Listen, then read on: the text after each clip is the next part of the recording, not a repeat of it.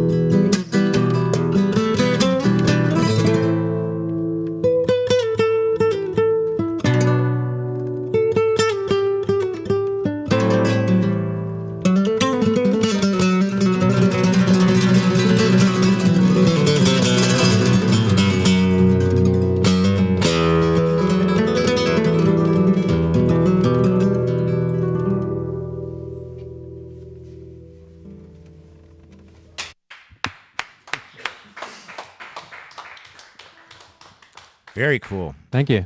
Very Thank you. So yes, both of those first two songs again were on Tempest. Man, yeah, 25 years, that feels like 2 weeks, and that is completely okay. The next song is from another record in the catalog. We're kind of just spanning the whole career here. What is where does the next song land in your This was somewhere in the middle. This was from, I think, Free Fall.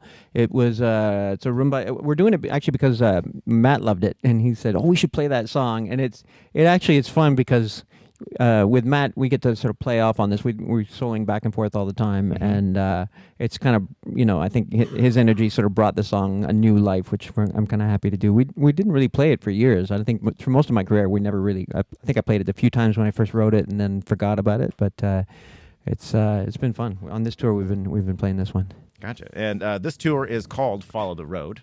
Yes. It will eventually, unless this is a different tour, and correct me here, but you are heading overseas here next month. We get, so when we finish in Florida, we fly home for a week. We live in Toronto. And then after that, we fly to Europe. We're there for a better part of a month, and then we fly home to Canada. Then we do a Canadian tour after that, from coast to coast. And after that, I'm not sure. I think we might be doing some touring back here in the States with Tommy Emmanuel over the summer. Oh yeah, that should be fun. Not we'll see. We'll see where that leads after that. Right on. Where can we kind of find out where on the internet all this stuff is happening? What is the social media plug, your shout out? It's you got the jessecook.com, you got your Facebook, it's musician Jesse Cook Facebook, Instagram, same thing, Twitter. Although, to be honest, I don't really tweet. I kind of Instagram and tag, which I think it's not for those who are serious Twitter people. That probably isn't as great. But yeah, I'm coming to terms with being bad at Twitter and kind of just trying to be okay with it. But, just embrace it. Yeah, I don't know. I like sharing images and photos. I think Twitter's more for people who want to just talk about ideas, and the photo thing's not as important. Right. Instagram's definitely my favorite method. But yeah, so be sure to check all of those digital locations out for what you're up to. We can hit the last track, chat a little bit more, and then hit the road. I know you got to make it to sound check. Very good. This is there's a little song called Switchback.